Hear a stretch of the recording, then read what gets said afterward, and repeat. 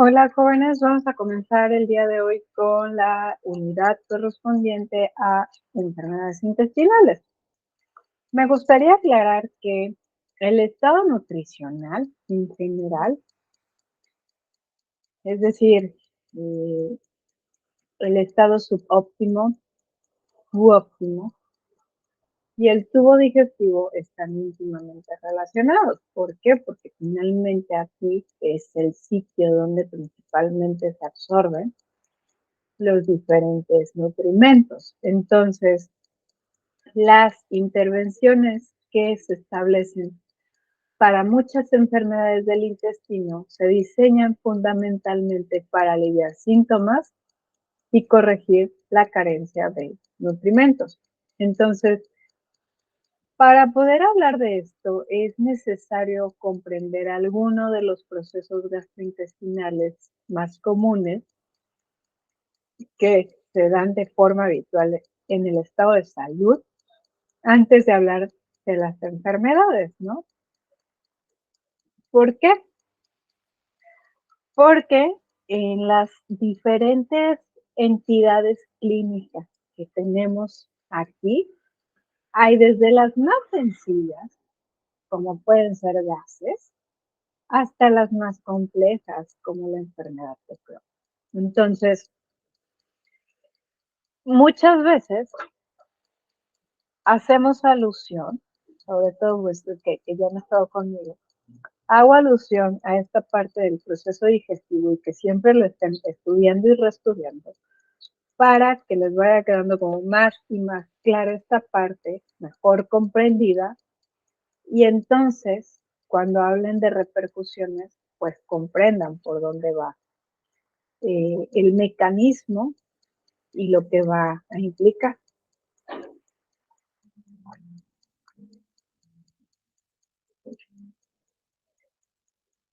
Entonces, un problema severo, sobre todo hablando a nivel intestinal, no es únicamente el decir esa enfermedad, sino que va a traer otras consecuencias, como puede ser mala absorción. Empezando por los problemas más básicos, tenemos los gases, ¿no? Y las flatulencias, que nadie está libre de ellos, desgraciadamente. Entonces, el volumen diario de gas más o menos es de unos 200 mililitros.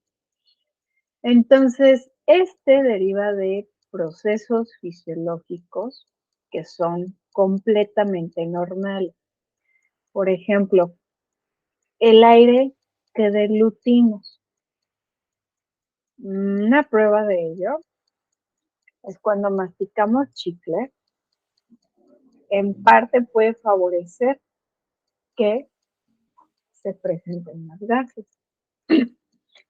Pero no es la única causa. También la fermentación bacteriana, cuando comemos algo, por ejemplo, cuando casi no consumimos fibra y de pronto damos un incremento sustancial, ¿qué ocurre? Aumenta la fermentación bacteriana y por consecuente aumenta la cantidad de gas que se produce.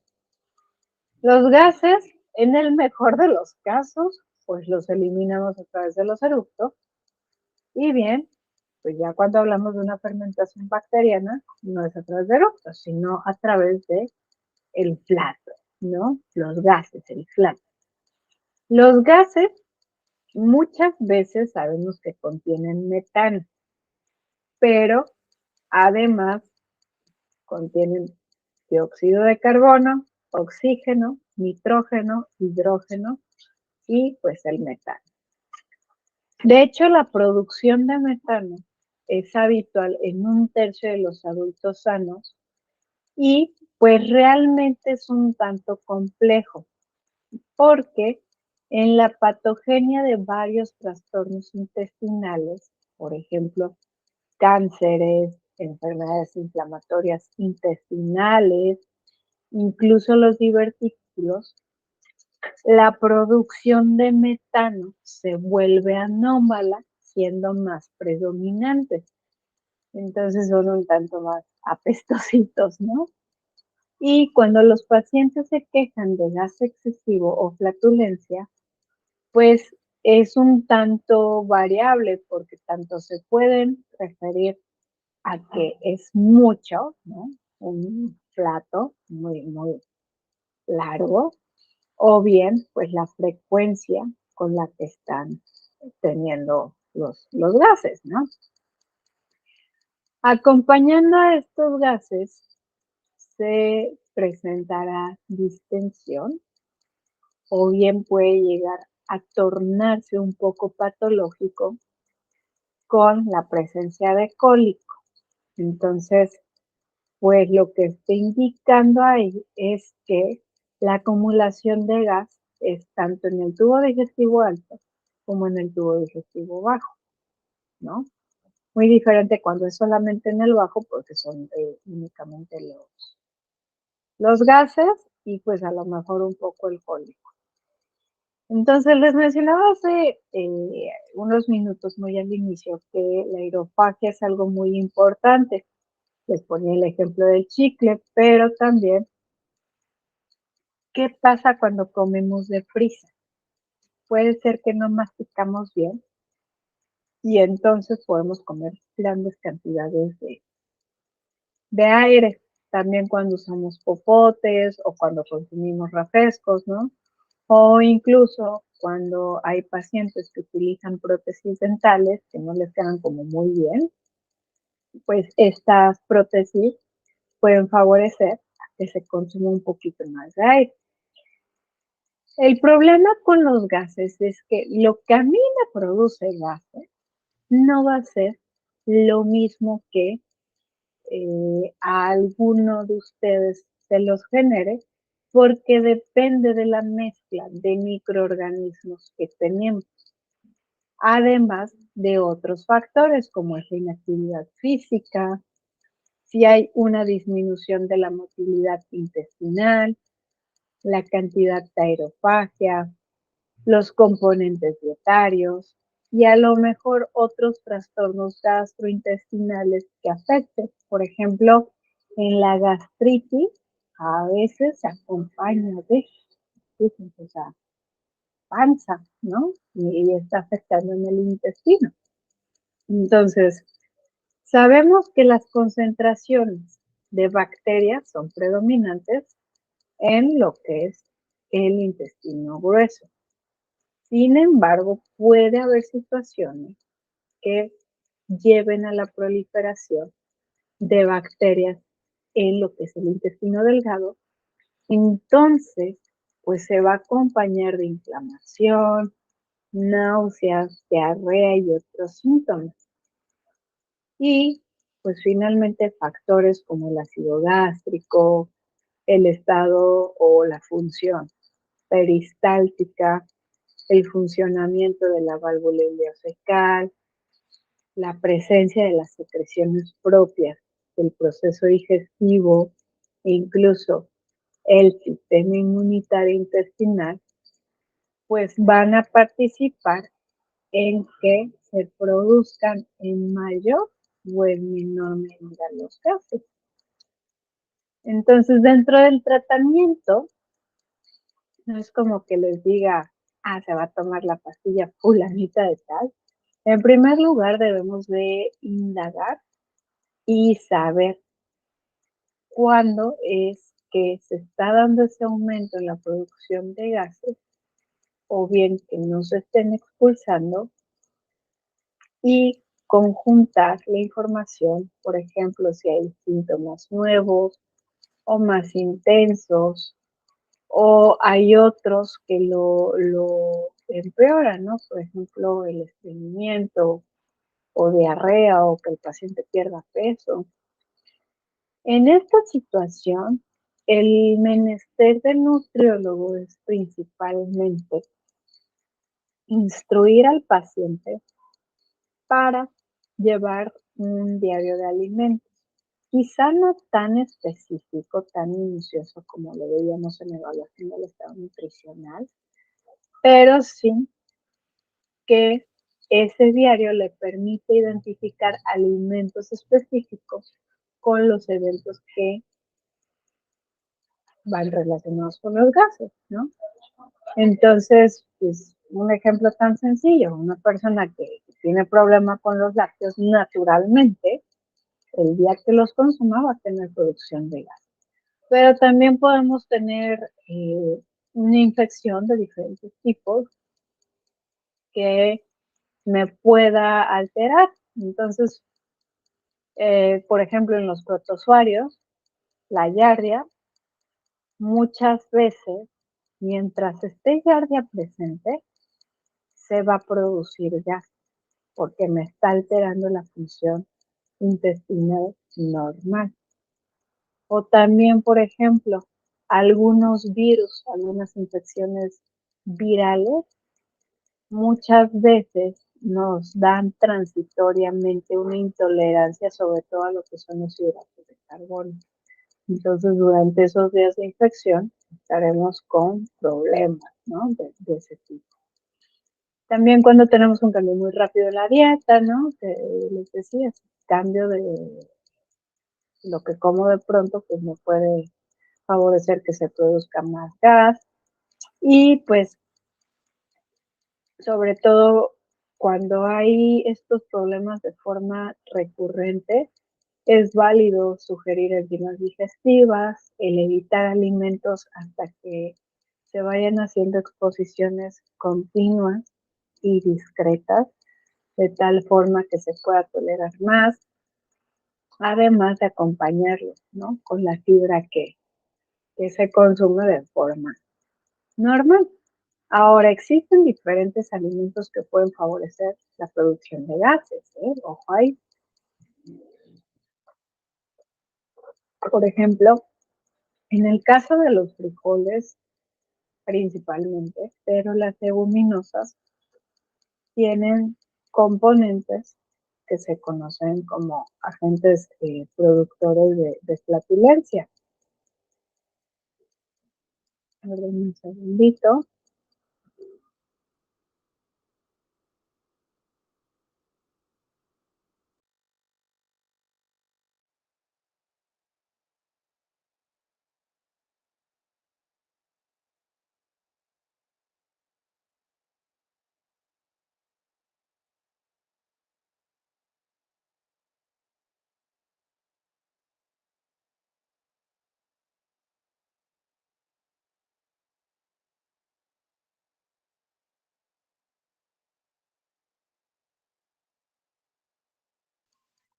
Perdón. Entonces, las leguminosas tienen agentes promotores de flatulencias que normalmente, bien dicen las abuelitas, ¿no? Y nuestras mamás, remojando las leguminosas, esos agentes promotores van a difundir hacia lo que es el líquido y entonces, pues ahí tenemos que cambiar, ¿no? La agüita. Tenemos otros alimentos, como es el caso de el brócoli, coliflor, coles de Bruselas, todos estos alimentos que bien son diferentes las sustancias que los generan. También en el caso de las frutas, de pronto puede haber como ciertas fibras que al no ser bien degradadas por parte del intestino, pues la fermentación bacteriana aumenta y producen los gases. Sobre todo, bueno, ya viendo un poquito esta parte, me voy a ir directamente con otros, como es el jarabe de maíz rico en fructosa, también aquellos alimentos que tienen sorbitol, mannitol y xilitol, muchas veces la microbiota los fermenta muy rápido. Entonces, pues principalmente esto es donde los encontramos, en productos industrializados, ¿no? Ahora, no puedo decir que la otra cara de la moneda, pero un padecimiento un tanto contrario a una salida, ¿no? Copiosa, pues es el estreñimiento. Que hablar de estreñimiento es de hecho todo un tema completamente. ¿Por qué? porque el estreñimiento es esa dificultad que se tiene para defecar, ya sea por la frecuencia o bien por la cantidad o bien por la disquexia, es decir, evacuaciones que son dolorosas, que son un tanto difíciles o con esa sensación de incompleta. Entonces, si yo aquí le preguntara a todos y cada uno de ustedes que nos asinceráramos cuánto van al baño, con qué frecuencia a la semana, al día y hasta en cantidad, pues vamos a tener un montón de respuestas porque realmente la frecuencia normal de deposiciones puede variar de 3 veces al día a 3 veces a la semana. Y el peso de las heces, pues realmente es bien variable. Puede ser desde un volumen de 100, 200 miligramos y de hecho un volumen de un peso, perdón, de 200 miligramos se puede considerar como algo normal. Entonces, para hablar del estreñimiento es importante comprender los patrones de los síntomas y también clasificar en qué escala está el paciente principalmente para poder hacer las modificaciones, porque pues dentro de los factores etiológicos tenemos diferentes. Dentro de las diferentes causas de estreñimiento, tan solo factores del estilo de la vida y de la dieta, podemos hacer alusión a un consumo bajo en fibra, que sobre todo que pasa hoy en día, ¿no? La población tiene un consumo muy bajo en alimentos vegetales y un alto consumo de productos procesados y ultraprocesados. También, cuando un paciente entra en un régimen dietético hipocalórico, a veces esa cantidad baja de energía pues va de la mano con cantidades bajas de fibra o bien podemos tener una baja ingesta de líquidos. Entonces se va a traducir en problemas de estreñimiento. Cuando el paciente está utilizando suplementos de hierro y calcio, es normal que tenga ese tipo de problemas. También cuando tenemos falta de ejercicio, o mejor dicho, falta de actividad física, o que estamos inmovilizados completamente, pues va a repercutir.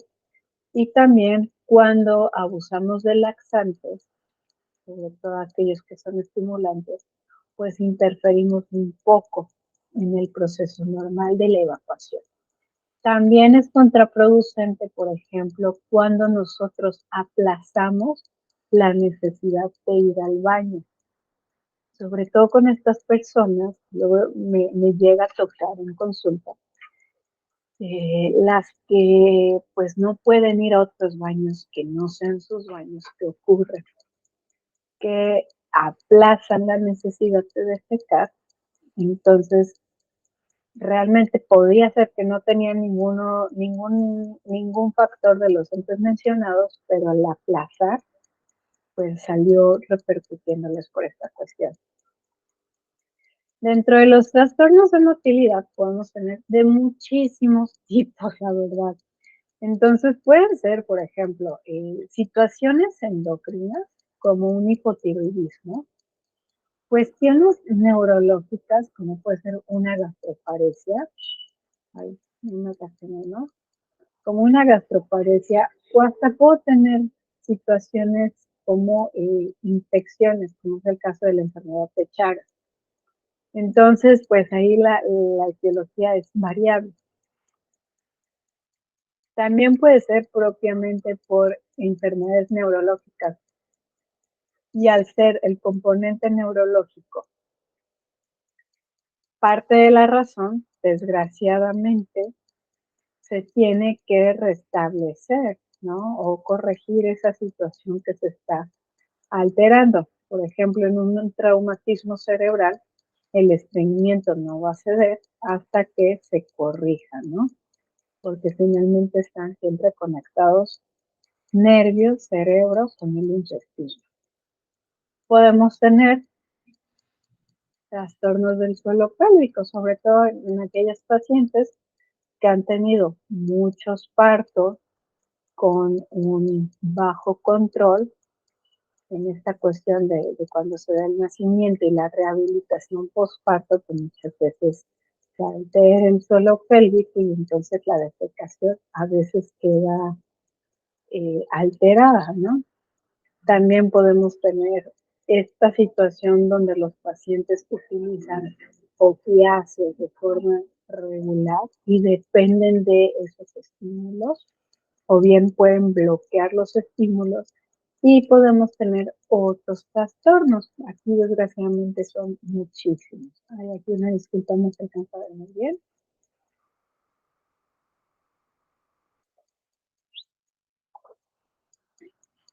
Pero entonces, dentro de lo que es el estreñimiento, lo vamos a clasificar, ¿no?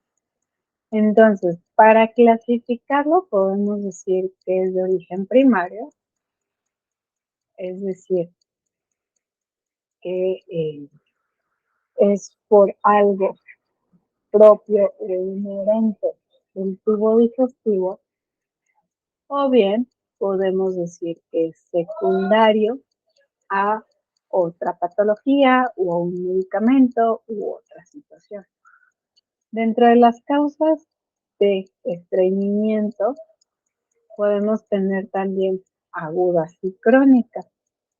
Sobre todo cuando hablamos de tipo crónico, yo puedo hablar de un estreñimiento de tránsito normal o funcional, un estreñimiento de tránsito lento o una disfunción anorrectal. Entonces, estas que les estoy mencionando, la forma más habitual o la más frecuente de estreñimiento es el estreñimiento de tránsito normal. ¿Esto qué quiere decir? Que las heces se eliminan con una frecuencia de unos 5 días, o sea, cada 5 días, ¿no? Aproximadamente.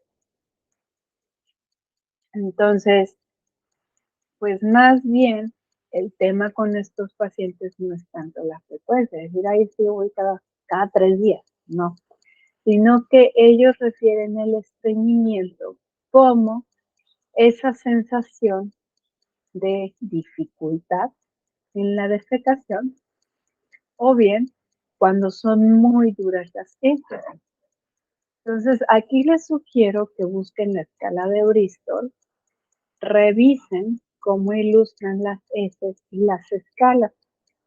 Por ejemplo, así cuando estamos súper, hiper, mega estreñidos, parecemos chivitos, ¿no? Que son puras bolitas. Entonces, ahí en este tipo, los pacientes que tienen estreñimiento de tránsito normal o funcional, pues es eso, se van como chivitos. Sin embargo, cuando se hacen pruebas, ¿no? Se encuentra o sea, si ya se manda a hacer una prueba de cuestión funcional, este tipo de estreñimiento, digamos que es normal, nada más que, pues, es la sensación, pero el intervalo es adecuado. Aparte de esa sensación o de esa consistencia, imagínense, está retenida ahí la materia fecal. Entonces las bacterias colónicas pues también lo pueden afectar. Entonces va a haber hinchazón, más gases y puede tener el paciente incluso dolor o malestar abdominal. ¿Por qué? Porque se está llenando el intestino, entonces molesta, ¿no? Y tenemos los criterios de Roma para diagnosticar el estreñimiento funcional. ¿Cómo se utilizan estos criterios? Pues durante los últimos 3 meses, los síntomas deben de tener eh, las características siguientes. Por ejemplo, el esfuerzo en al menos el 25% de la defecación, o bien que las heces son grumosas o duras. Ay, permítanme. Ya, perdón. Las heces que les está diciendo, hacia el punto B. Las heces son grumosas o duras igual en el 25% de las defecaciones. O bien que existe esa sensación de evacuación incompleta en el 25% de las defecaciones.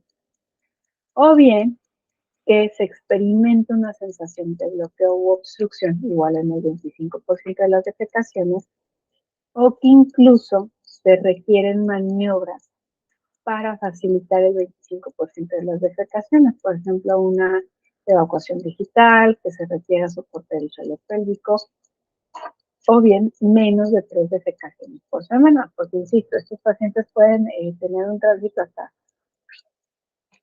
en 5 días. Y aparte de eso, las heces blandas rara vez se presentan sin la necesidad de los laxantes, o bien que existen criterios que no son adecuados en cantidad para establecer un diagnóstico de síndrome de intestino irritable. Ya platicaremos después del síndrome de intestino irritable, pero dentro de los criterios pues no cae. Entonces, si se dan cuenta, ahí es importante, ya cuando ustedes estén en consulta con sus pacientes, el tiempo es un elemento clave del que deben de tener conocimiento para poderlo diagnosticar. Ahora, recuerden, les estaba mencionando igual que existe estreñimiento porque existe un tránsito lento. Entonces ahí las deposiciones son muy infrecuentes. De hecho ahí entra había un comercial, ¿no? De un paciente que agarraba el baño de oficina porque normalmente acuden menos de una vez a la semana. Entonces estos pacientes raramente sienten esa necesidad de defecar y se pueden quejar de hinchazón, de malestar abdominal. Y, ay, perdón, le tomé tantita agua. Entonces, en este caso, es necesario, pues, considerar medicamentos que trabajen o que reduzcan ese enlentecimiento del movimiento intestinal para que puedan salir de forma adecuada las heces y pues se restaure un poco la acción propulsora que se tiene en el intestino grueso. Generalmente el régimen es un tanto agresivo. Y la otra causa que les decía, una disfunción anorrectal, muchas veces es secundaria a que la musculatura del suelo pélvico está laxa o bien existe una alteración en lo que es la sensibilidad rectal y que se disminuya la presión luminal en lo que es el canal anal. Cuando hablamos de una disfunción anorrectal por las características que les estoy mencionando, laxitud de la musculatura, alteración de sensibilidad y disminución de presión luminal, la terapia con laxantes realmente no va a corregir el problema. Por el contrario, se necesita combinar entrenamiento de la musculatura del suelo pélvico, hacer una estimulación de lo que es la relajación de los músculos y tratar de coordinar acción trabajo del recto y el ano y prestar conciencia en la sensación, que es un tanto compleja, la verdad. Ahí sí eh, requiere, ¿no? Como que derivar con el especialista porque difícilmente lo vamos a incluso a trabajar de manera exitosa con la dieta, ¿no? Por más fibra que nosotros demos, se va a poder restablecer, se va a poder restaurar.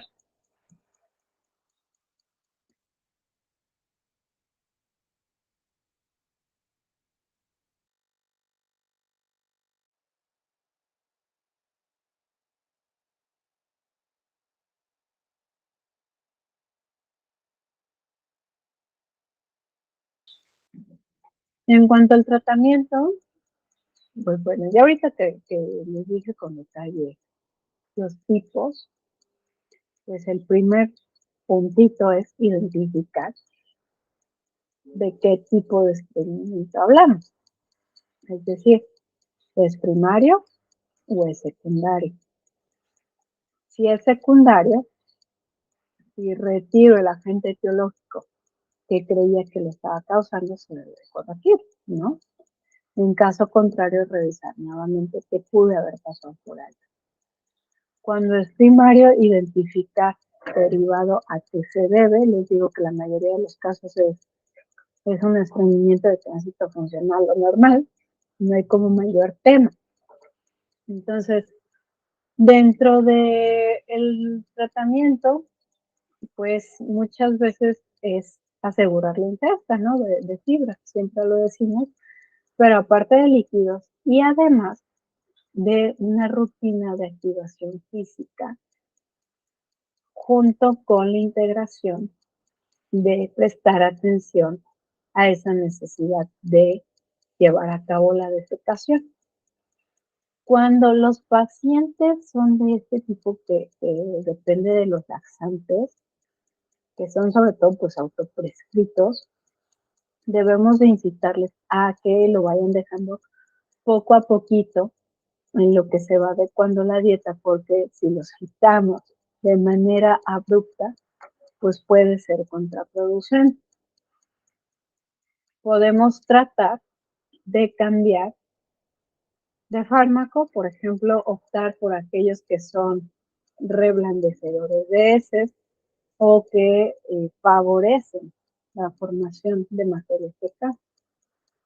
Y pues también no utilizar aquellos laxantes, por ejemplo, que llegan a ser como muy agresivos, porque, insisto, pueden alterar lo que son las contracciones peristálticas, pueden hacer dependiente al intestino e incluso, recuerden por ahí cuando hablábamos de la fisiología del aparato digestivo, pueden alterar el equilibrio de los líquidos, entonces eso es grave.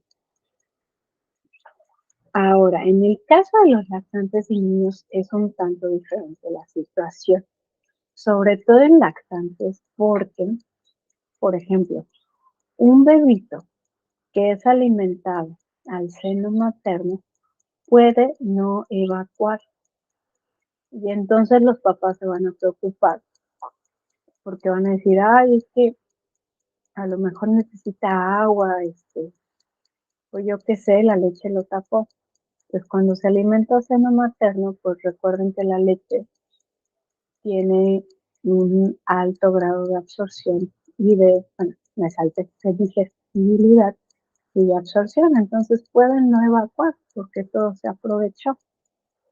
Pero en el caso de los bebitos que son alimentados con fórmulas, sí o sí tienen que evacuar porque recuerden que se utilizan ahí emulsionantes o estabilizadores, entonces sí tiene que haber un remanente.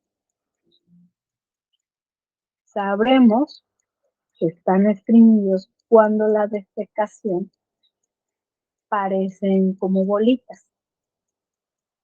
Es muy diferente a la dispepsia del lactante, que es algo normal, o sea, recuerden que los bebitos todavía no coordinan muy bien ahí los esfínteres y todo, que normalmente el bebito hace como una cara como que le estuviera costando, pero eso no quiere decir que le está costando, simplemente se conoce como la dispepsia del lactante y conforme van creciendo va desapareciendo. Entonces, en los lactantes sí o sí es cuando vemos bolitas. En este caso, pues sobre todo con bebitos que son alimentados con fórmula, optar a lo mejor ya hay en el mercado muchísimas fórmulas que incluyen probióticos, sí es prudente utilizar de esto. Y, por ejemplo, cuando son bebitos que ya tienen alimentación complementaria, eh, vigilar, ¿no? El margen o el contexto general de la dieta principalmente. En cuanto al tratamiento por parte de la dieta, recordemos nosotros que contamos con la famosísima fibra, que la podemos clasificar en soluble e insoluble. A ver, un segundito.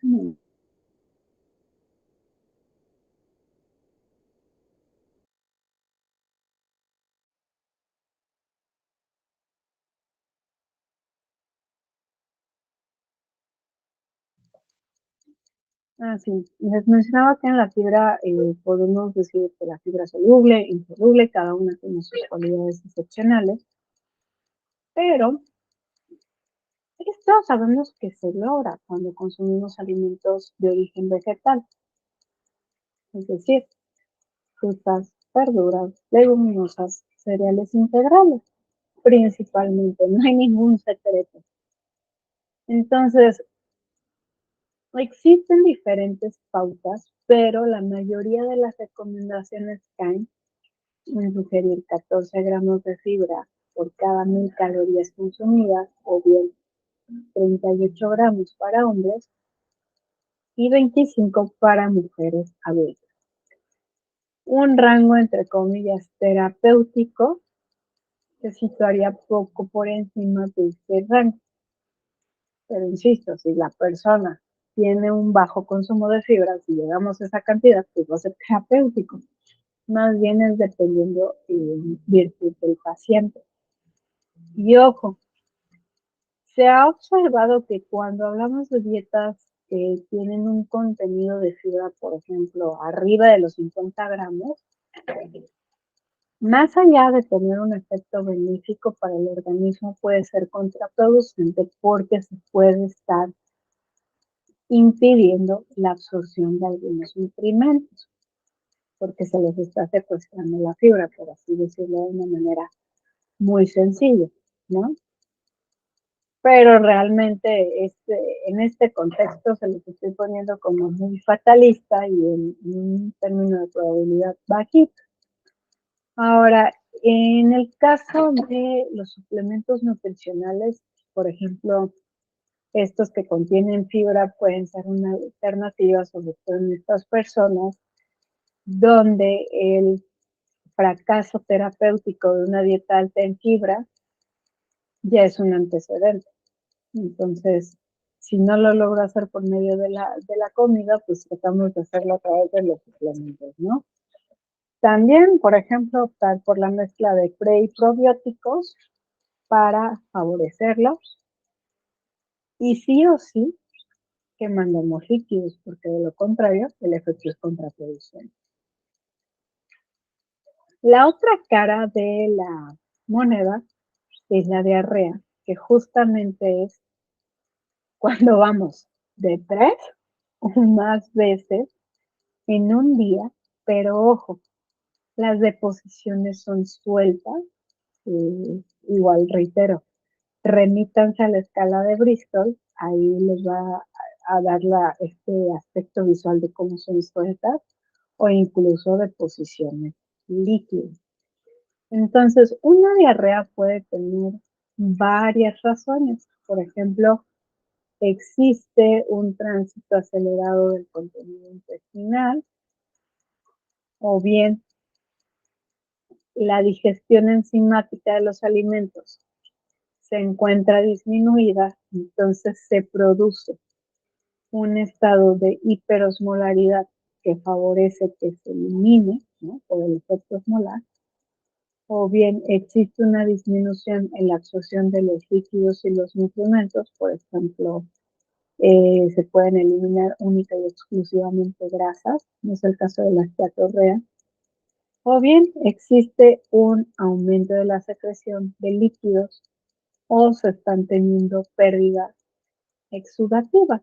Entonces son muchísimas las razones que le pueden dar una diarrea, igual como el estreñimiento, que son muchas las razones, pues puedo tener muchísimas cuestiones. Entonces, la diarrea se puede relacionar con que se esté cursando con una enfermedad inflamatoria, entonces se está traduciendo en, por ejemplo, una baja producción enzimática, entonces no se están aprovechando bien los nutrimentos, Y además los líquidos no se están absorbiendo de forma adecuada, o bien un consumo excesivo de azúcares, o secundario un medicamento, o bien por el consumo de alguna sustancia osmótica, o en respuesta alérgica a un alimento o por microorganismos patógenos. Recuerden que los microorganismos patógenos eh, son responsables en gran medida. Entonces, tenemos diferentes tipos de diarrea. A ver, dame un segundo. Otra vez.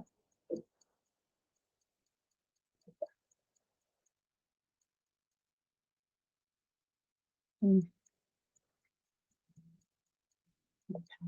ya, bien, ahí tiene la animación, entonces luego se me pasaba. Las diarreas tenemos los siguientes tipos. Puede haber una diarrea de tipo exudativo. Podemos tener una diarrea de tipo osmótico, secretor o bien por una absorción insuficiente. En el caso de las primeras que les mencionaba, que son las exudativas, muchas veces es resultado de una lesión en la mucosa. Entonces, se lesiona la mucosa, ¿qué pasa? Se produce un exudado. Entonces, además de ese exudado, se produce moco, se junta líquido, se junta sangre, proteínas plasmáticas, se acumulan electrolitos y agua en el intestino. Y de la mano va con inflamación. En esta inflamación estarán presentes linfocitos, bueno, células del sistema inmune, perdón, prostaglandinas, citocinas inflamatorias. Entonces, al estar hablando de una lesión en mucosa con exudado, principalmente vamos a encontrar este tipo de diarrea en situaciones donde existe una lesión. Por ejemplo, la enfermedad de Crohn, una colitis ulcerosa, una enteritis por radiación. Las diarreas osmóticas son aquellas que se producen cuando solutos osmóticamente activos están en el intestino y son mal absorbidos. Por ejemplo, en el síndrome de Down, pues muchas veces cuando consumen una bebida con azúcares simples, pues se da este tipo de diarrea. O por ejemplo, algo más probable o que incluso les haya llegado a pasar, es cuando se preparan así como un jugo o una malteada que le pusieron de todo, ¿no? A lo mejor le pusieron jugo de naranja, jugo de toronja, jugo de manzana, apio, nopal, o sea, ¿qué pasa? Pues hay muchos solutos que son activos. Entonces, ¿qué van a hacer? Pues obviamente jalar y llevar como resultado diarrea. En cuanto a las diarreas secretoras, lo que ocurre es que hay un exceso de secreción intestinal de electrolitos y de agua a nivel epitelial. Sobre todo, esto ocurre cuando hay infecciones, ya sea por virus, por bacterias, o también cuando aumenta la secreción de ciertas hormonas intestinales. Y a diferencia de una diarrea osmótica, una diarrea secretora no cede con el ayuno. Igual, una diarrea exudativa muchas veces no va a ceder con el ayuno, sino con la recuperación de esa lesión en la mucosa. La diarrea secretora, pues hasta que se erradique el microorganismo o hasta que se restablezca la secreción adecuada de los electrolitos. Por último, las diarreas por absorción insuficiente como el nombre lo dice, es cuando tenemos una entidad patológica que repercute en nuestra digestión o bien en nuestra absorción. Entonces quedan los nutrimentos ahí presentes, como puede ser el caso de las grasas, que es lo más frecuente, y pues se acumulan, entonces a veces aparecen en cantidades elevadas. Y, por ejemplo, el exceso de grasa, recuerden que se llama esteatorrea. Entonces, la diarrea por absorción insuficiente aparece cuando no hay un área de absorción sana. Recuerden, las vellosidades intestinales, o sea, no es solo que yo hable de los 7-9 metros de tubo digestivo que tengo, sino de mis vellosidades intestinales que en conjunto forman de 200 a 300 metros cuadrados. Entonces, por alguna razón, no cuento con una absorción suficiente o bien tengo una producción inadecuada o un flujo interrumpido de bilis, enzimas pancreáticas, o bien tengo un tránsito muy acelerado que no se conjuntan las enzimas de forma coordinada y ordenada, o bien tuve una resección, es decir, me quitaron intestino y pues obviamente, ¿qué pasa? Se altera la cantidad de los ciclos de absorción de forma sustancial. Entonces, en ese sentido, donde me va a repercutir.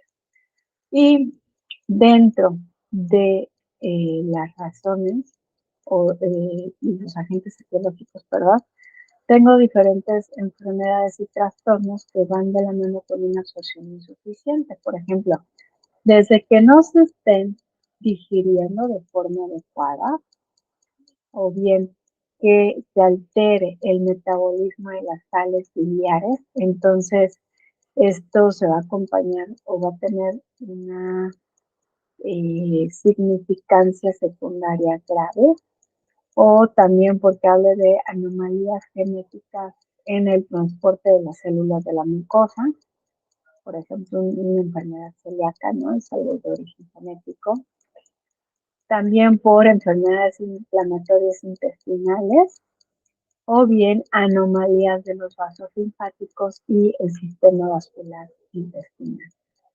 Entonces, similar a las causas del estreñimiento, pasa con la diarrea y sobre todo cuando hablamos de absorciones insuficientes, ¿no?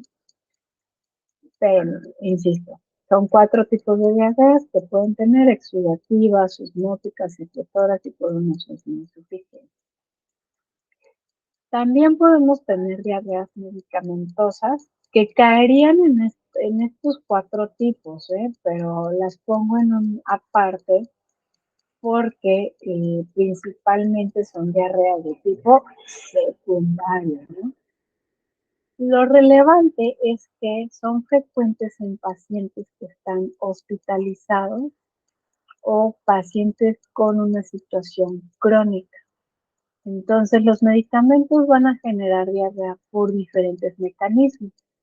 La lactulosa, que normalmente se usa en la encefalopatía hepática, y el sulfonafato de poliestireno de sodio con sorbitol, pues muchas veces traen como resultado un aumento del número de defecaciones como parte del mecanismo de acción.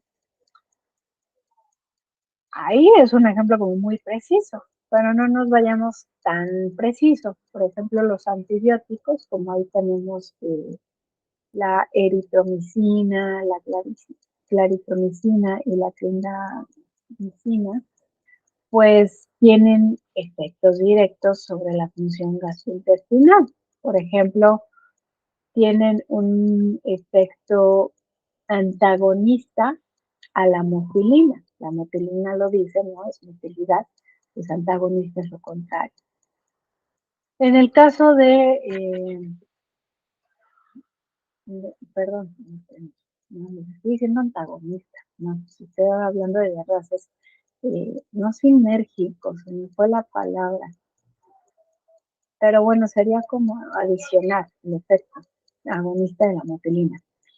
Igual en el caso de la eritromicina aumenta la motilidad intestinal.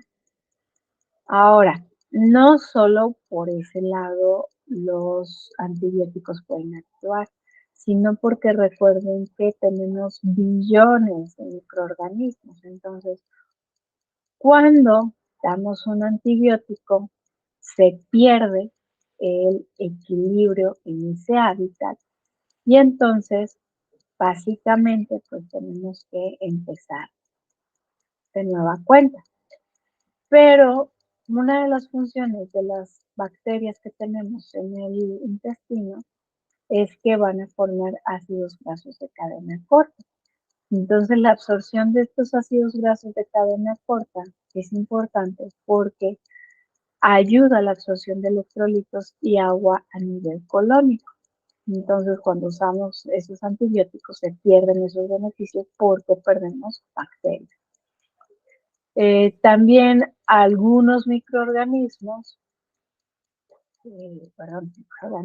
algunos antibióticos pueden alterar el equilibrio del ecosistema, entonces pues viene toda una situación de competencia, sobre todo en individuos inmunocomprometidos. Entonces, pueden darse casos donde algún microorganismo patógeno está proliferando resultado de los antibióticos que se están dando. Por ejemplo, Clostridium difficile es una bacteria que normalmente pues causa diarrea en los hospitales y que además produce alteraciones como el megacolon tóxico. Puede ser tan grave que se dé una perforación en la pared intestinal, incluso puede provocar la muerte. También, por ejemplo, cuando hablamos de pacientes que tienen inmunodeficiencia, como en el caso del VIH o en el cáncer, pues existen efectos tóxicos de los medicamentos, ¿no? Entonces se conjunta con la proliferación de microorganismos oportunistas y con las manifestaciones de la enfermedad a nivel gastrointestinal. Entonces, no solo en esta situación del VIH, sino también cuando hablamos del cáncer o en pacientes que cursan con un grado considerable de desnutrición. Entonces, ya por último, para ir cerrando,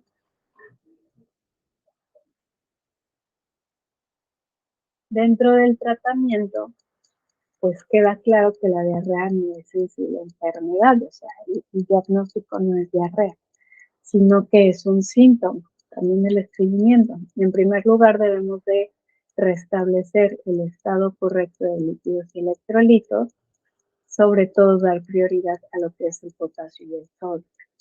En el caso de pacientes pediátricos, es urgente que se restablezca el estado de hidratación, pero sobre todo, si se llega a requerir nutrición parenteral, se actúe de forma inmediata. ¿Por qué? Porque es cuestión de vida o muerte. Y en el caso, ya aquí poniéndonos como futuristas, se puede considerar el trasplante de microflora fetal, es decir, que se trasplanten microorganismos de otro individuo para que estos proliferen y te ayuden en el restablecimiento, ¿no? Bueno, colonicen el tubo digestivo. Digo que es futurista porque pues no pensaríamos como parte de nosotros esa microflora, ¿no? Esa microbiota, sino que la vemos como una parte, pero está dentro de nuestro organismo.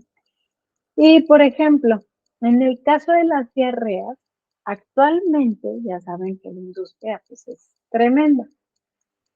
Entonces, el uso de pre y probióticos cada vez se recomienda más o se hace como más publicitado, pero hay situaciones muy particulares donde está sujeto a debate porque, pues, por ejemplo, en algunos pacientes que están muy graves, puede provocar la muerte. Y lo pongo muy fatalista, pero porque se conjunta con otras situaciones. Entonces ahí la evidencia científica que tenemos hoy en día no es muy concluyente, si bien no lo sugiere, pues tampoco lo restringe completamente, sino que está discusión. Entonces, chicos, recuerden, hoy, este fin de semana tienen su examen, cualquier situación por la cual no lo puedan presentar, es importante que lo avisen a la brevedad. Cuídense muchísimo.